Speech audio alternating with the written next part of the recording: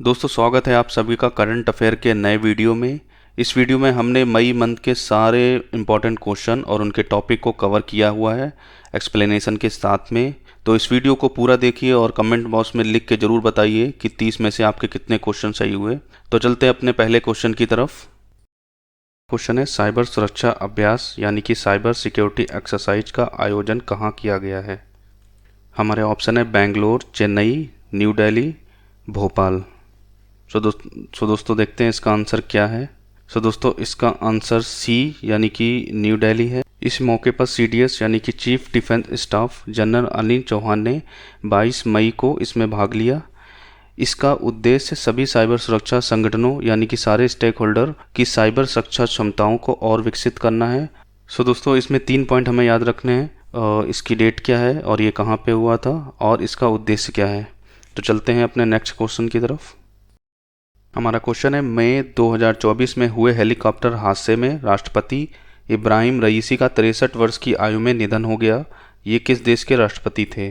हमारे ऑप्शन है Thailand, Mongolia, Iran, Indonesia. दोस्तों चलते हैं देखते हैं इसका आंसर क्या है और ये इम्पोर्टेंट न्यूज़ क्या थी। दोस्तों इसका आंसर सी यानी कि ईरान है। हाल ही में ईरान के राष्ट्रपति इब्राहिम रईसी का हेलीकॉप्टर हादसे में 63 वर्ष की आयु में निधन हो गया। इस हेलीकॉप्टर में राष्ट्रपति के अलावा उनके विदेश मंत्री हुसैन आमिर भी शामिल थे और इस हादसे में टोटल 9 लोग और भी मारे गए जो हेलीकॉप्टर में सवार थे। और इनकी मृत्यु के बाद ईरान के उपराष्ट्रपति मोहम्मद मोकबर ने ईरान के नए राष्ट्रपति का पदभार संभाला हुआ है। हालांकि वहां पे जल्द ही इलेक्शन कराए जाएंगे। तो दोस्तों चलते हैं अपने नेक्स्ट क्वेश्चन की तरफ। दोस्तों नेक्स्ट क्वेश्चन हमारा एआई टेक्नोलॉजी से है। क्वेश्चन है मई 2024 में किस राज्य ने एआई संचालित यातायात प्रबंधन प्रणाली यानी कि AI power traffic management system की घोषणा की है। इसमें ऑप्शन है हमारे केरला, कर्नाटका, तमिलनाडु एंड सिक्किम। चलते हैं अपने आंसर एंड की पॉइंट की तरफ। दोस्तों इसका आंसर सिक्किम है। सिक्किम स्टेट ने हाल ही में सिक्किम ट्रांसपोर्ट डिपार्टमेंट ने एआई ड्रिवन ट्रैफिक मैनेजमेंट की घोषणा की है जो कि ऑलरेडी 25 मई से स्टार्ट हो चुकी है। इस एआई टेक्नोलॉजी से रोड ट्रैफिक मैनेजमेंट को और मॉडर्नाइज करने में हेल्प मिलेगी और रोड सेफ्टी को और इम्प्रूव किया जा सकेगा। दोस्तों चलते हैं अपने नेक्स्ट क्वेश्चन की तरफ। हमारा अगला क्वेश्चन है किस देश ने दुनिया का पहला 6G डिवाइस पेश किया है। हमारे ऑप्शन है जापान, अमेरिका, इंडिया, चाइना। दोस्तों देखते हैं इसका आंसर क्या है और ये 6G क्या है। दोस्तों इसका आंसर ए यानी कि जापान है। हाल ही में जापान ने दुनिया का पहला 6G डिवाइस पेश किया है। यह डिवाइस 5G से 20 गुना ज़्यादा यानी कि 100 Gbps पर सेकेंड की स्पीड सेंड कर सकता है। और यह डिवाइस जापान की 4 कंपनी जो कि डोकोमो, एनटीटी, एनईसी और फिटजी द्वारा विकसित किया गया है और यह घर के अंदर और बाहर यानी कि इंडोर एंड आउटडोर में 100 Gbps से ज़्यादा स्पीड सेंड करने में सक्षम है। क्वेश्चन है हमारा राष्ट्रीय डेंगू दिवस 2024 की विषय वस्तु यानी कि थीम क्या है। इसका ऑप्शन है डेंगू का उन्मूलन एक वैश्विक चुनौती, बी है डेंगू जागरूकता से लड़े, डेंगू के खिलाफ एकजुटता और लास्ट ऑप्शन है डेंगू रोकथाम सुरक्षित कल के लिए हमारी जिम्मेदारी। दोस्तों देखते हैं ये इसका आंसर क्या है और कुछ इम्पोर्टेंट पॉइंट देखते हैं। राष्ट्रीय डेंगू दिवस हर साल 16 मई को मनाया जाता है। इसका उद्देश्य कई देशों को प्रभावित करने वाले मच्छर जनित वायरल डेंगू बुखार के रोकथाम के बारे में जागरूकता फैलाना है। और जो इस साल 2024 में इसकी जो थीम थी डेंगू की रोकथाम सुरक्षित कल के लिए हमारी जिम्मेदारी। दोस्तों इसका आंसर डी है। तो चलते हैं अपने नेक्स्ट क्वेश्चन की तरफ। दोस्तों हमारा क्वेश्चन है किस सरकार ने चीड़ की पत्तियों के संग्रह को प्रोत्साहित करके जंगल की आग को कम करने के लिए पिरुल लाओ पैसे पाओ अभियान शुरू किया है। तो हमारे ऑप्शन है उत्तर प्रदेश सरकार, मध्य प्रदेश सरकार, पश्चिम बंगाल सरकार, उत्तराखंड सरकार। दोस्तों देखते हैं इसका आंसर क्या है। इसका आंसर डी यानी कि उत्तराखंड सरकार है। हाल ही में उत्तराखंड के मुख्यमंत्री पुष्कर सिंह धामी ने रुद्रप्रयाग जिले में इस अभियान को शुरुआत किया है। इस अभियान के तहत ग्रामीणों और युवाओं यानी कि इसका जो मेन उद्देश्य है ग्रामीणों और युवाओं द्वारा जंगल में जो चीड़ की पत्तियां होती उनको एकत्रित करना है ताकि जंगल में लगने वाली आग को रोका जा सके। और इस अभियान के तहत 50 रुपये पर केजी के हिसाब से जो प्रतिभागी होंगे उनको मुआवजा दिया जाएगा और ये जो राशि है उनके खाते में डायरेक्ट ट्रांसफ़र की जाएगी। तो दोस्तों अगला क्वेश्चन है, हाल ही में किस राज्य ने आपदा प्रबंधन के लिए ड्रीम्स प्लेटफॉर्म का अनावरण किया है? हमारे ऑप्शन है त्रिपुरा, मिजोरम, आसाम, इनमें से कोई नहीं। चलते हैं इससे आंसर की तरफ और देखते हैं क्या है ये ड्रीम्स प्लेटफॉर्म। सो दोस्तों हाल ही में आसाम राज्य ने ड्रीम्स डिजिटल प्लेटफॉर्म यानी कि disaster reporting information management system का अनावरण किया है। सो दोस्तों इसका उद्देश्य आपदा में होने वाले नुकसान का आकलन करना और आपदा से प्रभावित लोगों को शीघ्र सहायता प्राप्त करना है। सो दोस्तों इसका आंसर जो है आसाम राज्य है। चलते हैं अपने नेक्स्ट क्वेश्चन की तरफ।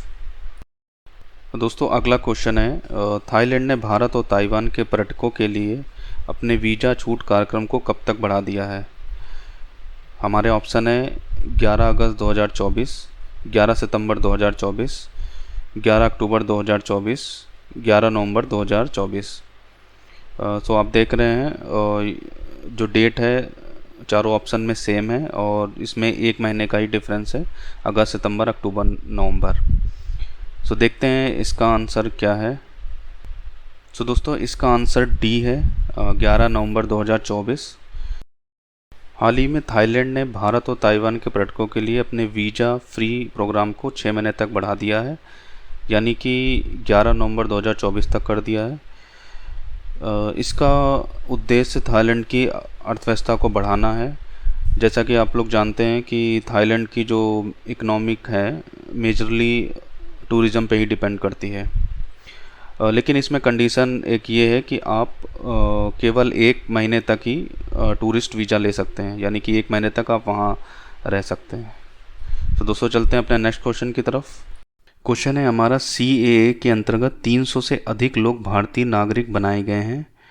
नागरिकता संशोधन अधिनियम यानी कि CAA में निम्नलिखित में से किस देश का उल्लेख नहीं है? हमारे ऑप्शन है पाकिस्तान, बांग्लादेश, अफ़गानिस्तान, भूटान। सो दोस्तों देखते हैं इसका आंसर क्या है और कुछ पॉइंट देखते हैं CAA के बारे में। भारत सरकार द्वारा 2019 में लागू किए गए नागरिकता संशोधन अधिनियम यानी कि CAA में भूटान देश का जिक्र नहीं है। सो दोस्तों इसका आंसर जो है डी है, भूटान। और ये CAA पाकिस्तान, बांग्लादेश और अफ़गानिस्तान से आने वाले हिंदू, सिख, बौद्ध, जैन जैसे प्रवासी धर्मों को कुछ शर्तों के लिए भारत की नागरिकता प्रदान करता है। और ये अनिवार्यता उन समूहों को भारतीय नागरिकता प्रदान करता है जो कि धार्मिक उत्पीड़न के कारण 31 दिसंबर 2014 से पहले भारत आ गए थे। तो हमें 2 पॉइंट यहाँ पे और याद रखने हैं। जो डेट याद रखनी है 31 दिसंबर 2014, और इस अधिनियम में और कौन कौन से देशों का जिक्र है वो हमें याद रखना है। तो चलते हैं अपने नेक्स्ट क्वेश्चन की तरफ। हमारा क्वेश्चन है, किस वित्तीय संस्थान ने ऑफलाइन भुगतान बाजार में प्रवेश करने के लिए UPI आधारित स्कैन एंड पे सेवा शुरू की है? हमारे ऑप्शन है HDFC bank, Paytm, Cred, PhonePe. तो दोस्तों देखते हैं इसका आंसर क्या है। तो दोस्तों इसका आंसर C, क्रेड है। क्रेड ने हाल ही में UPI आधारित स्कैन एंड पे सेवा शुरू की है, जिससे ऑफलाइन भुगतान बाजार यानी कि ऑफलाइन पेमेंट मार्केट में इस कंपनी की एंट्री हुई है। इस सेवा के अंतर्गत आप कोई भी QR कोड को स्कैन करके आप सीधे कस्टमर के खाते में पेमेंट कर सकते हैं। तो चलते हैं अपने नेक्स्ट क्वेश्चन की तरफ। अगला क्वेश्चन हमारा रॉ से है, जो कि UPSC और PCS लेवल का है। तो क्वेश्चन है हमारा, रॉ यानी कि रिसर्च एंड एनालिसिस विंग के संबंध में निम्नलिखित कथनों पर विचार कीजिए। पहला कथन है, रॉ के मुख्य रूप से भारत के लिए बाहरी खुफिया जानकारी और प्रति खुफिया जानकारी जुटाने के लिए जिम्मेदार है। इस संगठन की स्थापना 1965 के भारत पाकिस्तान युद्ध के दौरान की गई थी। तीसरा ऑप्शन है, रॉ के निदेशक की नियुक्ति सीधे भारत के प्रधानमंत्री द्वारा की गई थी। हमारे ऑप्शन है केवल 1, केवल 2, सभी 3, उपरोक्त में से कोई नहीं। तो दोस्तों देखते हैं इसका आंसर क्या है और रॉ के बारे में कुछ इंपॉर्टेंट पॉइंट देखते हैं। रॉ की स्थापना 1965 के भारत पाकिस्तान युद्ध के बाद 3 साल बाद की गई थी, 1968 में की गई थी।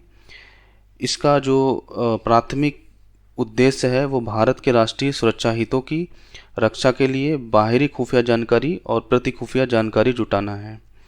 और जो इसमें जो इम्पोर्टेंट पॉइंट ये है, जो रॉ के निदेशक की नियुक्ति मंत्रिमंडल की नियुक्ति समिति द्वारा की जाती है, जिसमें प्रधानमंत्री और गृह मंत्री दोनों शामिल हैं।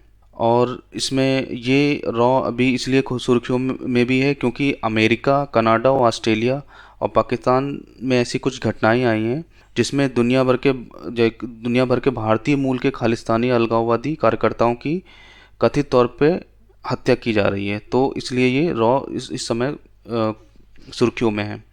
सो दोस्तों, इसका आंसर जो है वो पहला यानी कि ए सही है, और जो बी और सी आपने देखा कि जो इसकी स्थापना 1968 में की गई थी, तो दूसरा जो ऑप्शन है वो गलत है। और जो तीसरा हमारा कथन है, उसकी जो रॉ के निदेशक की नियुक्ति वो प्रधानमंत्री द्वारा और गृह मंत्री दोनों के द्वारा की जाती है। तो हमारा ऑप्शन ए सही है। क्वेश्चन है, वियतनाम में एशियन ओपन पिकलबॉल चैंपियनशिप 2024 में भारत ने कितने स्वर्ण और कांस्य पदक जीते हैं? हमारे ऑप्शन है 3 स्वर्ण 2 कांस्य, 4 स्वर्ण 2 कांस्य, 2 स्वर्ण 3 कांस्य, 4 स्वर्ण 3 कांस्य। तो चलते हैं इसके आंसर की तरफ और इसके कुछ इंपॉर्टेंट पॉइंट की तरफ। Asian open pickleball championship tournament में पहला स्वर्ण सचिन पहावा और प्रियंका छाबड़ा की टीम ने जीता, दूसरा स्वर्ण लखानी और पेई चौहान की टीम ने जीता है, और तीसरा स्वर्ण अनिकेत पटेल और रोहित पाटिल ने पुरुष युगल वर्ग में जीता है। इसके अलावा 2 कांस्य पदक भी भारत ने जीते हैं। सो दोस्तों, इसका आंसर ए होगा, 3 स्वर्ण 2 कांस्य पदक। तो चलते हैं अपने नेक्स्ट क्वेश्चन की तरफ। हमारा क्वेश्चन है, स्वदेशी रूप से विकसित ठोस चालित वायु प्रक्षेपित मिसाइल प्रणाली का नाम क्या है जिसका Su-30 Mk1 प्लेटफॉर्म से सफलतापूर्वक परीक्षण किया गया है? तो दोस्तों, इसके ऑप्शन है नाग, ऑप्शन बी है Rudra M1, Rudra M2 and आकाश। तो चलते हैं अपने आंसर की तरफ। सो दोस्तों, इसका आंसर रुद्र M2 है, जैसा कि आप फोटो में देख सकते हैं। हाल ही में DRDO ने 29 मई 2024 को उड़ीसा में भारतीय वायुसेना के Su-30 Mk1 प्लेटफॉर्म से इस मिसाइल का सफलतापूर्वक परीक्षण किया है। यह मिसाइल एक स्वदेशी रूप से विकसित ठोस चालित हवा से प्रक्षेपित मिसाइल प्रणाली है। इस मौके पर रक्षा मंत्री राजनाथ सिंह ने इसके सफल परीक्षण पे DRDO और इंडियन एयरफोर्स को बधाई भी दी थी। चलते अपने नेक्स्ट क्वेश्चन की तरफ। तो दोस्तों, अगला क्वेश्चन हमारा फुटबॉल से है। क्वेश्चन है, सुनील छेत्री ने अंतर्राष्ट्रीय फुटबॉल से संन्यास की घोषणा की है। उन्हें भारतीय फुटबॉल टीम का कैप्टन कब बनाया गया था? हमारे ऑप्शन है 2010, 2013, 2007, 2015। तो देखते हैं इसका आंसर क्या है। सो दोस्तों, इसका आंसर 2010 यानी कि ए है। हाल ही में सुनील छेत्री ने अपने फुटबॉल कैरियर से संन्यास लेने की घोषणा की है। ये घोषणा उन्होंने फीफा क्वालिफाइंग मैच जो कि कुवैत के खिलाफ था उसके बाद की। 39 वर्षीय सुनील ने 2005 में भारतीय टीम के लिए पहला मैच खेला था। उसके बाद ये 2010 में भारतीय फुटबॉल टीम के कैप्टन बनाए गए, और उसके बाद इन्होंने भारतीय टीम को काफ़ी जीत दिलाई।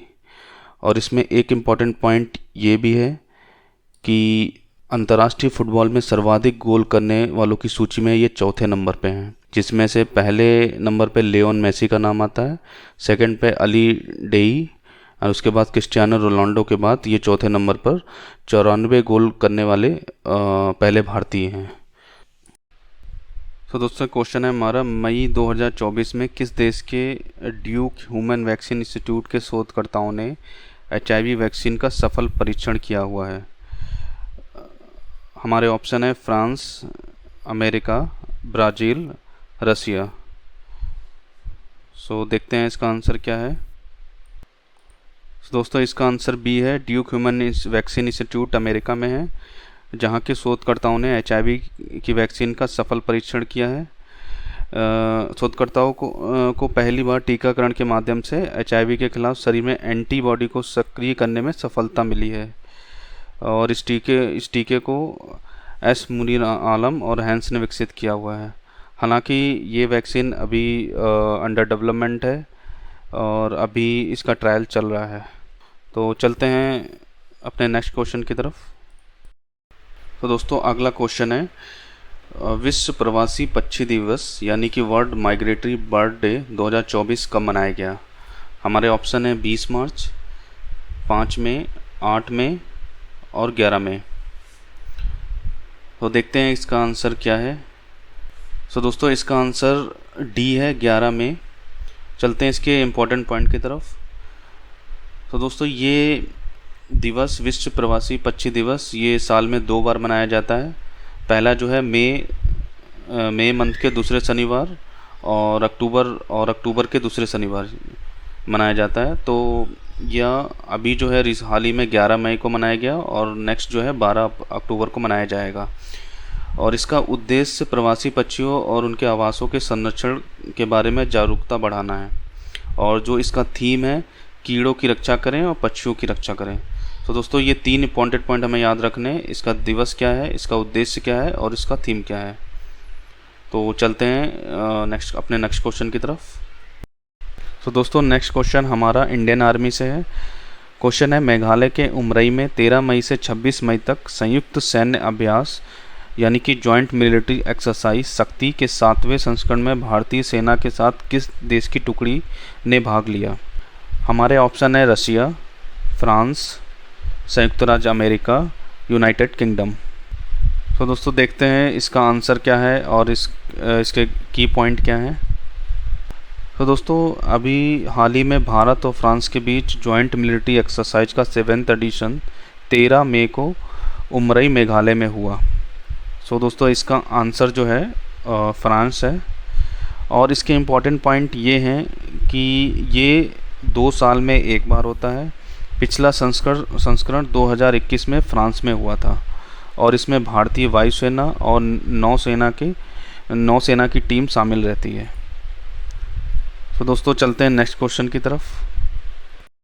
यह क्वेश्चन योजना से है। क्वेश्चन है, पीएम सूर्य घर मुफ्त बिजली योजना का प्राथमिक उद्देश्य क्या है?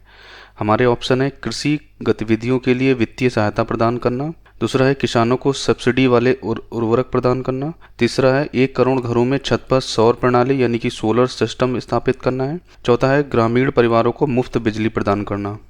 सो दोस्तों देखते हैं इसका आंसर क्या है और क्या है ये योजना। सो दोस्तों इसका आंसर सी है, यानी कि 1 करोड़ घरों में छत पर सौर प्रणाली स्थापित करना है ताकि बिजली बचाने में सहायता मिल सके। और इसके कुछ और प्रमुख उद्देश्य भी हैं, यानी कि इस योजना के अंतर्गत 300 यूनिट बिजली मुफ्त मिलेगी और 15,000 रुपये कमाने का अवसर प्रदान होगा। और इस योजना के अंतर्गत परिवारों को बिजली बचाने और जो अतिरिक्त बिजली है उसको डिस्काउंट रेट पर बेचकर अतिरिक्त आय अर्जित करना भी है। तो चलते अपने नेक्स्ट क्वेश्चन की तरफ। दोस्तों हमारा क्वेश्चन है, हाल ही में 16 वर्ष की आयु में नेपाल की ओर से माउंट एवरेस्ट पर चढ़ने वाली सबसे कम आयु की भारतीय कौन बनी है? हमारे ऑप्शन है काम्या कार्तिकेयन, स्नेहा राजपूत, मलावत पूर्णा, रीता त्यागराजन। सो दोस्तों देखते हैं इसका आंसर क्या है और ये क्या न्यूज़ थी। दोस्तों इसका आंसर ए यानी कि काम्या कार्तिकेयन है। काम्या माउंट एवरेस्ट पर चढ़ने वाली सबसे कम उम्र की भारतीय बनी है। काम्या मुंबई के नेवी चिल्ड्रन स्कूल में कक्षा 12 की छात्रा है। इन्होंने पहले भी 7 महाद्वीपों के 6 सबसे ऊंचे शिखरों पर चढ़कर नया कीर्तिमान हासिल किया था। अब इनका लक्ष्य अंटार्कटिका में माउंट विशन चोटी पर चढ़कर अपनी चुनौती पूरी करना है। तो दोस्तों चलते हैं अपने नेक्स्ट क्वेश्चन की तरफ। नेक्स्ट क्वेश्चन हमारा भारतीय वायुसेना से है। क्वेश्चन है, भारतीय वायुसेना के एवरो 748 बेड़े को बदलने के लिए भारत ने कितने एयरबस C295 विमान खरीदे हैं? How many Airbus C295 aircraft has India purchased to replace the Avro 748 fleet of Indian Air Force? Option है हमारा 56, 90, 100, 42। सो दोस्तों चलते हैं अपने की पॉइंट की तरफ। ये एक्चुअली क्या डील थी। पहला पॉइंट है, एक्चुअली ये डील इंडियन एयरफोर्स ने स्पेन के साथ की थी जो कि 21,935 करोड़ में साइन की, जिसमें हमारे पुराने एवरो 748 फ्लीट एयरक्राफ्ट को रिप्लेस करने के लिए नए 56 C-295 एयरक्राफ्ट परचेज किए गए हैं। तो यहाँ पे आंसर हमारा होगा 56।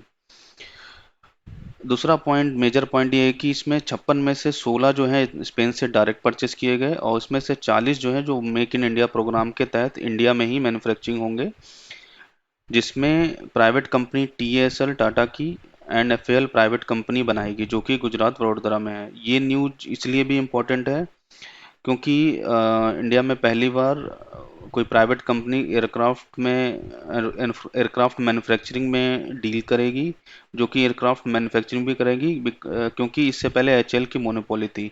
HAL ही ऐसी कंपनी थी जो एयरक्राफ्ट मैन्युफैक्चर करती थी इंडिया में। तो चलते हैं अपने नेक्स्ट क्वेश्चन की तरफ। दोस्तों, अगला क्वेश्चन हमारा फोर्ब लिस्ट है। क्वेश्चन है, CNN के जॉर्ज रामसे के अनुसार फोर्ब्स की लिस्ट के सबसे अधिक कमाई करने वाले एथलीटों की सूची में शीर्ष स्थान पर कौन है। हमारे ऑप्शन है Lionel Messi, LeBron James, Cristiano Ronaldo and Roger Federer. तो आप लोग देख रहे होंगे चारों जो ऑप्शन है उसमें दुनिया के टॉप एथलीट्स खिलाड़ी हैं, और ये सब फोर्ब्स की लिस्ट में शामिल हैं। सो देखते हैं इसका जो आंसर क्या है। सो दोस्तों, इसका आंसर क्रिस्टियानो रोनाल्डो है, जो कि 2024 की फोर्ब्स की लिस्ट में सबसे ज़्यादा कमाई करने वाले खिलाड़ी हैं। ये कमाई उन्होंने सऊदी अरेबिया की अल नजर फुटबॉल क्लब से होने वाली डील के से कमाई है, जो कि $200 मिलियन की थी। सो दोस्तों, मैंने यहाँ पे फोर्ब्स की लिस्ट में जो टॉप 4 प्लेयर हैं जो कि 2024 की लिस्ट में टॉप पे हैं, जिसमें क्रिस्टियानो रोनाल्डो $260 मिलियन, जॉन रहम जो कि गोल्फ के खिलाड़ी हैं $218 मिलियन, उसके बाद Lionel Messi football and LeBron James जो कि बास्केट प्लेयर हैं $128 मिलियन।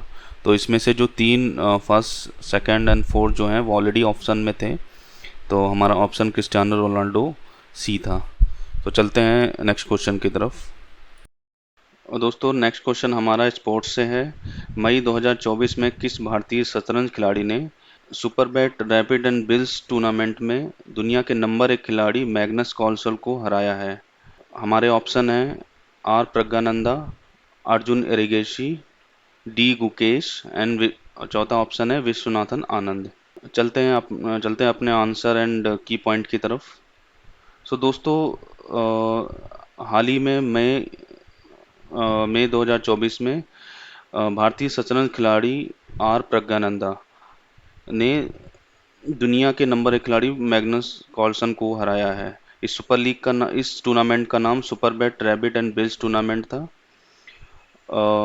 ये वर्सो पोलैंड में हुआ था, और हालांकि बाद में मैग्नस कार्लसन ने ही ये टूर्नामेंट जीत लिया था। तो दोस्तों, ऑप्शन है हमारा यहाँ पे ऑप्शन ए आर प्रज्ञानंदा। इस 3 पॉइंट हमें याद रखने की यहाँ पे ज़रूरत है। ये टूर्नामेंट का नाम क्या है, Superbet rabbit and bills tournament. दूसरा पॉइंट है ये वर्सोवा पोलैंड में हुआ था। तीसरा, इसके जो फाइनल विनर खिलाड़ी थे मैग्नस कार्लसन ही थे। तो चलते हैं अपने नेक्स्ट क्वेश्चन की तरफ। में भारत नाइल फीवर के मामले सामने आने के बाद कहाँ अलर्ट जारी किया गया है। हमारे ऑप्शन है तमिलनाडु, केरला, महाराष्ट्र एंड कर्नाटका। सो दोस्तों, चलते हैं की पॉइंट की तरफ। ये एक्चुअली न्यूज क्या थी। सो दोस्तों, वेस्ट नाइल फीवर एक प्रकार की डिजीज़ है, इसके बारे में मैं बता देता हूँ, जो कि कूलेक्स स्पीसीज के मच्छर के काटने से होती है। यहाँ पे लिखा हुआ है, और ये फर्स्ट युगांडा कंट्री में डिटेक्ट हुई थी 1937 में। उसके बाद 2011 में केरला में इसके 2 केसेस सामने आए थे, इसमें 2 लोगों की मृत्यु हो गई थी। उसके बाद अभी रिसेंट में मई 7 में एक और केस केरला में ही सामने आया हुआ है, जिसमें एक एक पर्सन की फिर से मौत हो गई, इसीलिए ये न्यूज़ में था। तो इसका हमारा जो ऑप्शन है इसमें करेक्ट जो है वो केरला है। तो ये पॉइंट हमें याद रखने वाली चीज़ें हैं, जैसे कि 1937 में ये फर्स्ट युगांडा में हुआ था, और इसका जो केस है केरला में डिटेक्ट हुआ। चलते हैं नेक्स्ट क्वेश्चन की तरफ। नेक्स्ट क्वेश्चन हमारा भारतीय वायुसेना से है। क्वेश्चन है, भारतीय वायुसेना के एवरो 748 बेड़े को बदलने के लिए भारत ने कितने एयरबस C295 विमान खरीदे हैं? How many Airbus C295 aircraft has India purchased to replace the Avro 748 fleet of Indian Air Force? Option है हमारा 56, 90, 100, 42। सो दोस्तों चलते हैं अपने की पॉइंट की तरफ। ये एक्चुअली क्या डील थी? पहला पॉइंट है, एक्चुअली ये डील इंडियन एयरफोर्स ने स्पेन के साथ की थी, जो कि 21,935 करोड़ में साइन की, जिसमें हमारे पुराने एवरो 748 फ्लीट एयरक्राफ्ट को रिप्लेस करने के लिए नए 56 C295 एयरक्राफ्ट परचेज किए गए हैं। तो यहाँ पे आंसर हमारा होगा 56। दूसरा पॉइंट, मेजर पॉइंट ये है कि इसमें 56 में से 16 जो है स्पेन से डायरेक्ट परचेज किए गए, और इसमें से 40 जो है जो मेक इन इंडिया प्रोग्राम के तहत इंडिया में ही मैन्युफैक्चरिंग होंगे, जिसमें प्राइवेट कंपनी TASL टाटा की NFAL प्राइवेट कंपनी बनाएगी, जो कि गुजरात वडोदरा में है। ये न्यूज इसलिए भी इम्पोर्टेंट है क्योंकि इंडिया में पहली बार कोई प्राइवेट कंपनी एयरक्राफ्ट मैन्युफैक्चरिंग में डील करेगी, जो कि एयरक्राफ्ट मैन्युफैक्चरिंग भी करेगी, क्योंकि इससे पहले HAL की मोनोपोली थी। HAL ही ऐसी कंपनी थी जो एयरक्राफ्ट मैन्युफैक्चर करती थी इंडिया में। तो चलते हैं अपने नेक्स्ट क्वेश्चन की तरफ। क्वेश्चन है हमारा, वित्त वर्ष 2024 में भारत का सबसे बड़ा व्यापारिक साझेदार कौन देश बना है? हमारे ऑप्शन है चाइना, अमेरिका, रसिया, UAE। तो दोस्तों आप देख रहे हैं जो चारों ऑप्शन में देश हैं, चाइना, अमेरिका, रसिया, UAE, भारत का इन देशों के साथ में अच्छा खासा व्यापार है। तो देखते हैं इसमें नंबर 1 पे कौन है। सो दोस्तों इसका आंसर A चाइना है। सो वित्त वर्ष 2024 में 118.4 बिलियन डॉलर के साथ चीन भारत का सबसे बड़ा व्यापारिक साझेदार बन गया है, और उसके बाद अमेरिका का स्थान है, जिसने 118.2 बिलियन डॉलर का व्यापार किया 2024 में। तो आप देख रहे होंगे अमेरिका और जो चाइना है इसमें बहुत ही 0.2 बिलियन डॉलर का फ़र्क आ रहा है। अगर हम 2022 और 23 की बात करें तो अमेरिका पहले शीर्ष पे था, और 2021 में चाइना शीर्ष पे था, लेकिन अभी जो है 2024 में चाइना फिर से शीर्ष पे आ गया है। उसके बाद जो ट्रेडिंग के जो भारत के साथ ट्रेडिंग आती है उसका 3rd नंबर पे UAE का नाम आता है, जो 2024 में 77.76 बिलियन डॉलर का व्यापार हुआ है। उसके बाद जो रसिया 4थे नंबर पे रसिया का नाम आता है। तो दोस्तों चलते हैं अपने नेक्स्ट क्वेश्चन की तरफ। हमारा अगला क्वेश्चन है, अंतर्राष्ट्रीय सौर गठबंधन यानी कि इंटरनेशनल सोलर अलायंस ISA का 99वां सदस्य कौन यूरोपीय देश बना है? हमारे ऑप्शन है ऑस्ट्रिया, स्पेन, फ्रांस, यूक्रेन। सो देखते हैं इसका आंसर क्या है और बेसिकली ISA है क्या। सो दोस्तों इसका आंसर स्पेन है। स्पेन ने हाल ही में अंतर्राष्ट्रीय सौर गठबंधन यानी कि ISA के एग्रीमेंट पे साइन किया हुआ है। ISA में टोटल 119 देश हैं, और जिसमें से जो इसके 99 देश हैं जो इसके पूर्ण सदस्य हैं। इस गठबंधन का उद्देश्य सोलर एनर्जी टेक्नोलॉजी को बढ़ावा देना है, और जो इसके जो परमानेंट सदस्य हैं उसको सोलर एनर्जी को पहुंचाना है। और एक पॉइंट इम्पोर्टेंट पॉइंट ये भी है, जो भारत है वो भी इस ISA यानी कि अंतर्राष्ट्रीय सौर गठबंधन का परमानेंट सदस्य है। सो दोस्तों चलते हैं अपने नेक्स्ट क्वेश्चन की तरफ। क्वेश्चन है हमारा, भारत और ईरान ने किस बंदरगाह के संचालन के लिए दीर्घकालीन अनुबंधन यानी कि लॉन्ग टर्म कॉन्ट्रैक्ट पर हस्ताक्षर किया हुआ है? सो दोस्तों हमारे ऑप्शन है चाबहार में शाहिद बेहेश्ती बंदरगाह, कोलंबो का बंदरगाह, कराची का बंदरगाह, चटगांव का बंदरगाह।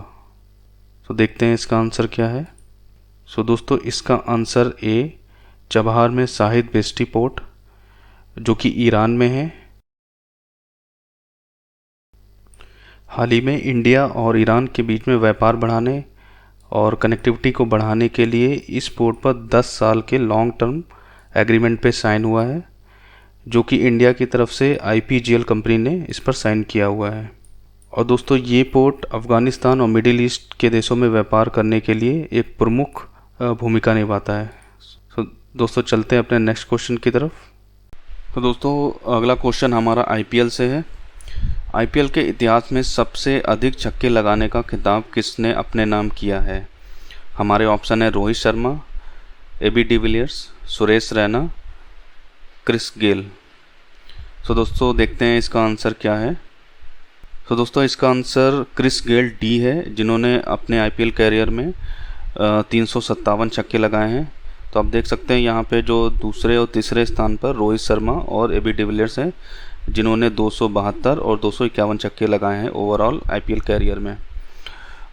आपकी जानकारी के लिए मैंने यहाँ पे आईपीएल 2024 के जो खिलाड़ी हैं जिन्होंने सबसे ज़्यादा छक्के लगाए हैं उनको भी ऐड कर दिया है। जैसा कि अभिषेक शर्मा ने 2024 आईपीएल में सबसे ज़्यादा छक्के लगाए हैं 35। उसके बाद विराट कोहली और तीसरे नंबर पे सुनील नारायण, जिन्होंने 32 छक्के लगाए हुए हैं। तो चलते हैं अपने नेक्स्ट क्वेश्चन की तरफ। हमारा क्वेश्चन है सुप्रीम कोर्ट बार एसोसिएशन यानी कि SCBA के अध्यक्ष के रूप में किसे चुना गया है? हमारे ऑप्शन है रविशंकर प्रसाद, कपिल सिब्बल, प्रशांत भूषण, हरीश साल्वे। तो दोस्तों इसका आंसर बी यानी कि कपिल सिब्बल है। हाल ही में वरिष्ठ अधिवक्ता यानी कि सीनियर एडवोकेट कपिल सिब्बल ने 1066 वोट हासिल कर सुप्रीम कोर्ट बार एसोसिएशन के नए पद पर नियुक्त हुए हैं। उन्होंने अपने प्रतिद्वंदी प्रदीप राय को हराया है, जिन्होंने 689 वोट हासिल किए। वो इससे पहले 3 बार और इस पद पर रह चुके हैं, 1996, 1998 और 2001 में। तो दोस्तों चलते हैं अपने नेक्स्ट क्वेश्चन की तरफ। तो दोस्तों हमारा क्वेश्चन है शिक्षा में उत्कृष्ट योगदान के लिए ग्लोबल एक्सीलेंस अवार्ड 2024 से किसे सम्मानित किया गया है? हमारे ऑप्शन है चंद्रकांत सतीजा, राजेश शर्मा, प्रिया पटेल, मनोज कुमार। सो दोस्तों देखते हैं इसका आंसर क्या है। सो दोस्तों इसका आंसर ए यानी कि चंद्रकांत सतीजा है, जो कि चंद्रा एडमिशन कंसल्टेंट के संस्थापक और CEO हैं। उन्हें यह पुरस्कार करियर परामर्श और प्रवेश मार्गदर्शन सेवाओं को 21 साल से अधिक प्रदान करने के लिए दिया गया है। तो चलते हैं अपने नेक्स्ट क्वेश्चन की तरफ। हमारा नेक्स्ट क्वेश्चन है भारत की इंटरनेट अर्थव्यवस्था 2030 तक कितनी पहुंच सकती है? हमारे ऑप्शन है $3000 अरब, $4000 अरब, $1000 अरब, $2000 अरब। सो दोस्तों देखते हैं इसका ऑप्शन क्या है। सो दोस्तों इसका आंसर यानी कि सी है, $1000 अरब। विशेषज्ञों के अनुसार भारत की इंटरनेट अर्थव्यवस्था 2030 तक 8 ट्रिलियन तक पहुंच जाएगी। वर्ष 2024 में इसका अनुमान $60 बिलियन तक पहुंचने का है।